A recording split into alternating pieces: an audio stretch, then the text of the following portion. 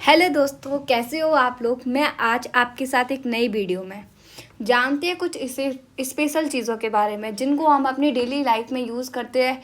But कहीं ना कहीं हमें थोड़ा बहुत डाउट रहता है कि इसको कैसे यूज़ करें और किस तरीके से यूज़ करें, और कोई हमसे पूछ ले तो उसको कैसे डिफाइन करें कि है क्या इस चीज़ का मतलब।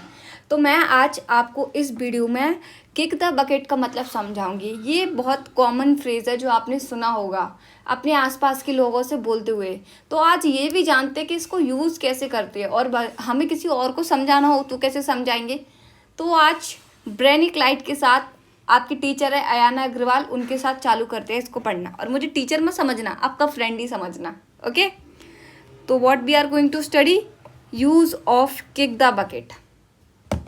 बेसिकली किक द बकेट का मतलब क्या होता है ये जानते हैं। किक द बकेट का मतलब होता है मर जाना या स्वर्ग सुधारना।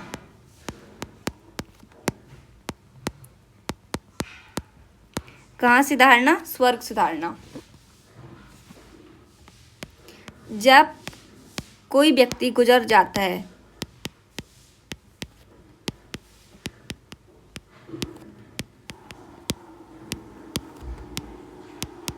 या उसकी एग्जिस्टेंस इस दुनिया में नहीं रहती,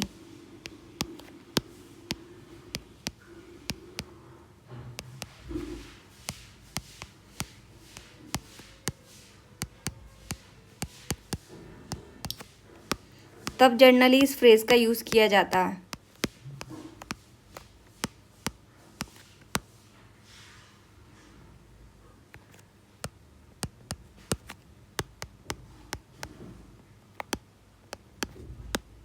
किस फ्रेज का यूज किया जाता है? Kick the bucket. Am I right? Very nice. तो जानते हैं इसका फॉर्मूला कि इसको अप्लाई कैसे करें। सुना तो बहुत है लेकिन अप्लाई कैसे करें। तो मैं आपका फॉर्मूला लिखती हूँ यहाँ पर।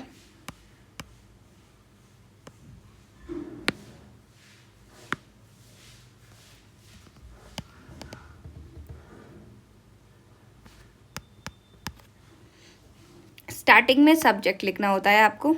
अब मैं आपको बता दूँ, कोई सा भी सेंटेंस हो, मोस्ट ऑफ द सेंटेंस में सब्जेक्ट आता है केवल इम्परेटिव को छोड़ के।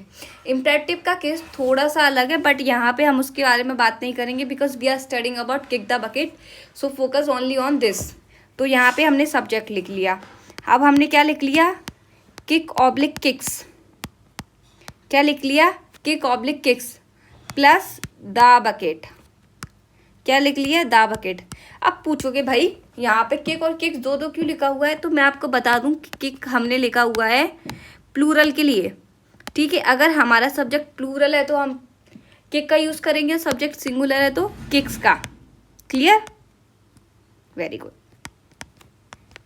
अब नेक्स्ट एग्जाम्पल्स लिखते हैं और समझते हैं कि डेली लाइफ में कैसे यूज करें। जैसे मैं आपको एक सिंपल से एग्जाम्पल लिखती हूँ, कलर चेंज कर लेती हूँ थोड़ा आपकी पेन का।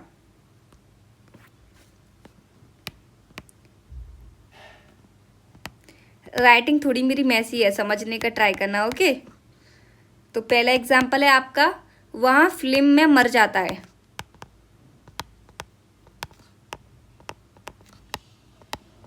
एक और चीज़ मैं आपको यहाँ पे क्लियर कर देती हूँ थोड़ी सी फॉर्मूला के अंदर, कि इसको हम प्रेजेंट पास्ट फ्यूचर तीनों के लिए यूज़ कर सकते हैं, लेकिन आपका जो फॉर्मूला मैंने दिया हुआ है वो प्रेजेंट इंडेफिनिट के अकॉर्डिंग दिया हुआ है। ओके, तो इस बात में डाउट मत करना कि इसको केवल प्रेजेंट के लिए यूज़ करेंगे।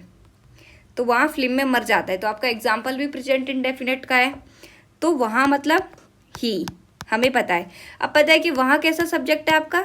सिंगुलर सब्जेक्ट है। कैसा सब्जेक्ट है? Singular subject. तो ही के साथ क्या आ जाएगा? किक्स। अब फॉर्मूला को फॉलो करते हैं, तो हमने यहाँ पे लिखा था कि सिंगुलर आएगा तो किक्स आ जाएगा, तो हमने किक्स लिख लिया। उसके बाद क्या है? The bucket. The bucket. और बकेट के बाद क्या है? फिल्म में मर जाता है, तो इन the movie. He kicks the bucket in the movie. यहाँ पे ETC लिख लेते हैं, है ना, तो थोड़ा कंफ्यूजन नहीं होगा। Subject plus kick oblique kicks plus the plus bucket plus ETC। तो वहाँ फिल्म में क्या करता है? मर जाता है, ठीक है, तो he kicks the bucket in the movie. Clear. Next example लिखते हैं, इसको थोड़ा मैं मॉडिफाई कर देती हूँ आपके लिए। किक्स और ही क्या है आपका सब्जेक्ट है, ठीक है। किक्स क्या है आपका main verb plus helping verb, इसको आप ऐसे थोड़ा सा समझ लो।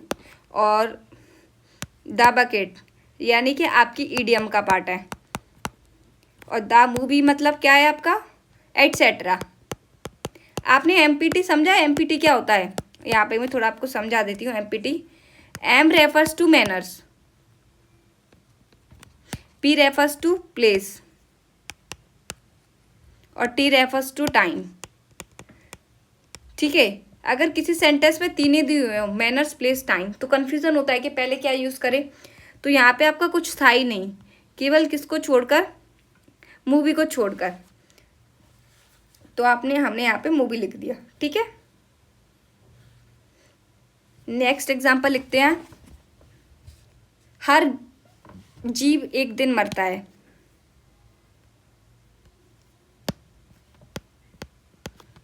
हर जीव एक दिन मरता है, तो हर जीव का पता है हमें, क्या लिखते हैं एवरी क्रिएचर।